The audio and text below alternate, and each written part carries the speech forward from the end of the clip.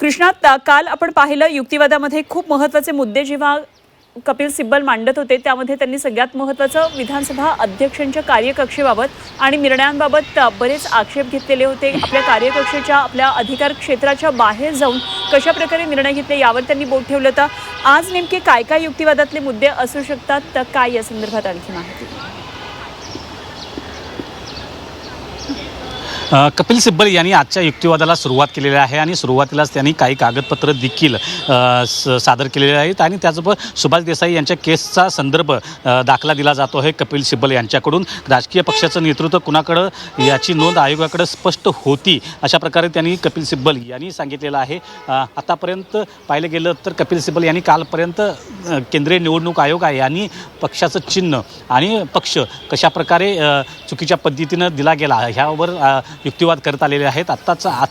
कालचा युक्तिवाद जो आहे तो पूर्णपणे विधानसभा अध्यक्ष राहुल नार्वेकर यांनी आपल्या कार्यकक्षेच्या बाहेर जाऊन आमदार अपात्रतेच्या संदर्भात कशा पद्धतीनं निर्णय घेतला गेला नाही किंवा घेणं गरजेचं होतं परंतु आमदारांना अपात्र केलं नाही अशा प्रकारचा एक मुद्दा उपस्थित केला, त्या संदर्भात युक्तिवाद केलेला आहे। आणि आजचा युक्तिवाद जो आहे तो पुन्हा कपिल सिब्बल यांनी सुरू केलेला आहे। राजकीय पक्षाचं नेतृत्व कुणाकडे असावं या संदर्भात केंद्रीय निवडणूक आयोगाकडे स्पष्टपणे नोंद असते असं सुप्रीम कोर्टामध्ये कपिल सिब्बल यांनी दावा केलेला आहे। अपात्रतेची केस होती का एवढाच प्रश्न विचारला गेला अशा संदर्भात कपिल सिब्बल यांनी सांगितलेलं आहे। आणि राजकीय पक्षाचं नेतृत्व कुणाकडे होतं या संदर्भातला जी काय कागदपत्र आहेत ते सुप्रीम कोर्टापुढे दिले गेलेले आहेत।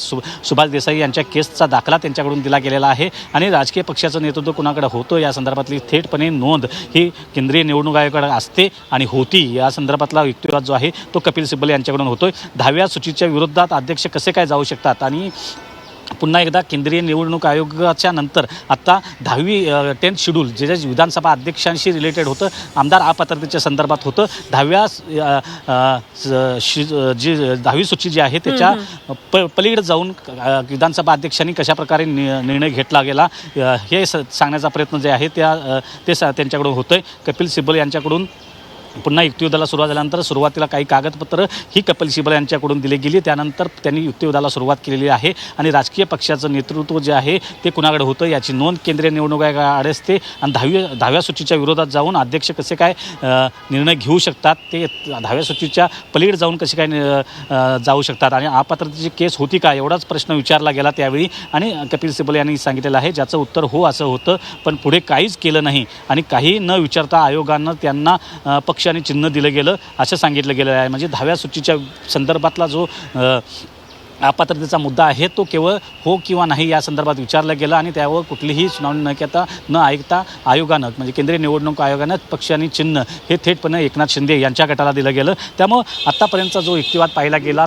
तर अनुपमा केंद्रीय निवडणूक आयोग असेल आणि त्याचबरोबर विधानसभा अध्यक्ष राहुल नार्वेकर असतील यांनी आपल्या मर्यादेच्या बाहेर म्हणजे कार्यकक्षेच्या बाहेर जाऊन काही निर्णय घेतले गेले आणि ते खास करून अगोदर निर्णय ठरवण्यात आला की हा निर्णय घ्यायचा आहे आणि त्यानुसार तर्क फिरवण्यात आले, त्यानुसार गुंतागुंतीचे निर्णय हे घेण्यात आले आणि त्यामुळं पक्ष असेल, चिन्ह असेल किंवा आमदार अपात्रतेच्या संदर्भातला निर्णय असेल आणि 10व्या अनुसूचीच्या बाहेर 10th शेड्यूलच्या बाहेर जाऊन अध्यक्ष कसे काय निर्णय घेऊ शकतात असा एक समारोप जो आहे तो विधानसभा कपिल सिब्बल यांच्याकडून होताना पाहायला मिळतोय। आतापर्यंत ज्या वेगवेगळे मुद्दे त्यांनी आतापर्यंत युक्तिवादामध्ये घेतले गेले होते ते सुरुवातीला केंद्रीय निवडणूक आयोग कशा पद्धतीनं चुकलेला आहे, त्यानंतर विधानसभा अध्यक्ष राहुल नार्वेकर हे कशा पद्धतीनं चुकले होते त्या संदर्भातले पुरावे असतील, काही दाखले आहेत ते दिले गेले आणि आत्ताच ते युक्तिवादाच्या शेवटाकडे जात असताना दोन्ही मुद्दे जे आहेत ते क्लब करताना दिसून येत आहेत आणि दोन्ही मुद्दे एकत्रितरित्या ते शेवट करताना पाहायला मिळतात। एकीकडं केंद्रीय निवडणूक आयोगाची झालेली चूक आणि त्यानंतर विधानसभा अध्यक्ष राहुल नार्वेकर यांची झालेली चूक या दोन्ही एकत्रितरित्या त्यांचा युक्तिवाद आता सुरू झालेला पाहायला मिळतोय आणि या युक्तिवादामध्ये मनशीकडे काय अपडेट आहे तेही आपण जाणून घेऊया। आणि मनशीकडे जाण्यापूर्वी मनशी कोर्टातून आलेले काही 2 महत्त्वाच्या बाबी आपण इथे वाचून दाखवूया। सगळ्यात पहिलं म्हणजे युक्तिवाद सुरू केला तेव्हा त्यांनी काही कागदपत्रांचा संदर्भ दिलाय आणि राजकीय पक्षाचं नेतृत्व हे कुणाकडे आहे याची नोंद ही निवडणूक आयोगाकडे होती असं त्यांनी म्हटलंय। तेव्हा राजकीय पक्षामध्ये वाद असताना विधानसभा अध्यक्षांनी चौकशी करणं हे गरजेचं होतं आणि निवडणूक आयोगानं काहीही विचार न करता पक्ष आणि चिन्ह हे शिंदेंना दिलं असं पुन्हा एकदा कपिल सिब्बल सांगतात। तर 21 जूनचा इथे संदर्भ देताना ते म्हणतात की पक्षामध्ये फूट नव्हती आणि नंतर मागच्या दारानं आमदार त्यांच्याकडे गेले आणि 26 जूनपर्यंत राजकीय पक्ष म्हणून शिंदेंनी दावा केलेला नव्हता असं त्यांचं म्हणणं आहे. तर काय आता ह्या डिटेल्सवर आणखी काय आपलं विश्लेषण आहे मनश्री?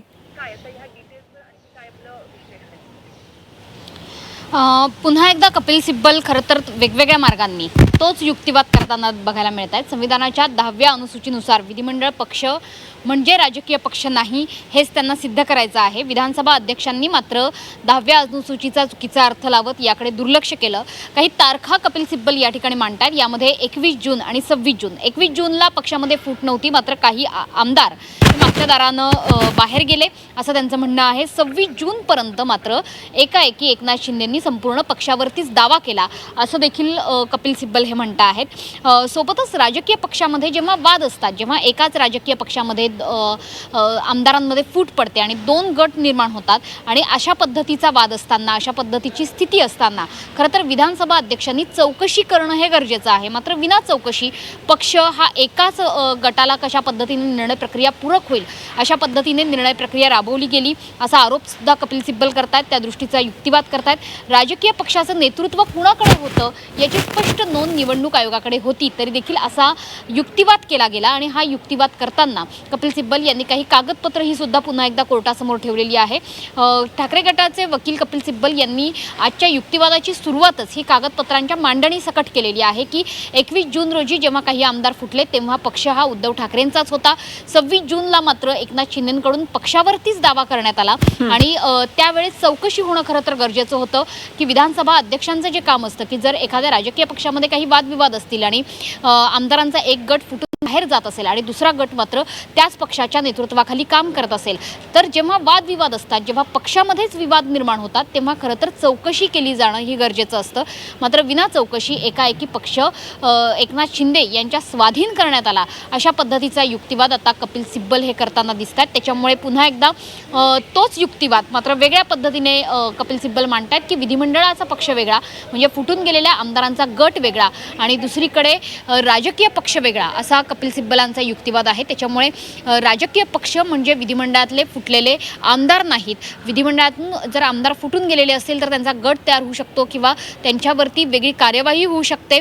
त्यांचं संख्याबळ किती आहे, 10व्या अनुसूचीनुसार ते पुरेसं आहे का या पद्धतीची चर्चा होऊ शकते. मात्र विधिमंडळातून फुटून गेलेले आमदार म्हणजे राजकीय पक्ष नव्हे, कारण जर तसं ठरवायचं असतं तर आधी या विधिमंडळाच्या आमदारांची, या फुटलेल्या आमदारांची चौकशी होणं गरजेचं आहे.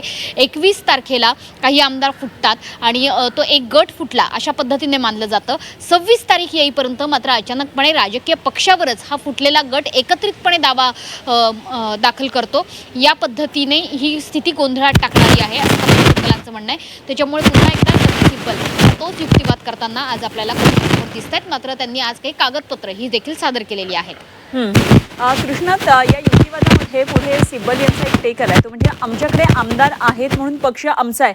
हा युक्तिवाद पोकळ आहे असं म्हणतात आणि संविधानाच्या 10व्या अनुसूचीच्या विरोधामध्ये विधानसभा अध्यक्ष कसे जाऊ शकतात असा त्यांनी प्रश्न उपस्थित केलाय.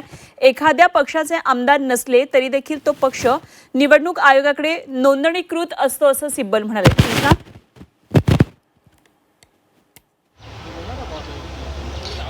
अनुपमा, आत्तापर्यंतचा जो युक्तिवाद आहे तो पाहायला गेला तर आजचा युक्तिवाद पाहायला गेला तर विधिमंडळ पक्ष हा वेगळा आहे. विधिमंडळ पक्ष हा तात्पुरत्या स्वरूपात असतो, राजकीय पक्ष मात्र हा कायम स्वरूपात असतो. जर एखाद्या पक्षाकडे आमदार नसतील तरी पण तो राजकीय पक्ष म्हणून नोंद असतो आणि त्याचं अस्तित्व कायम असतं.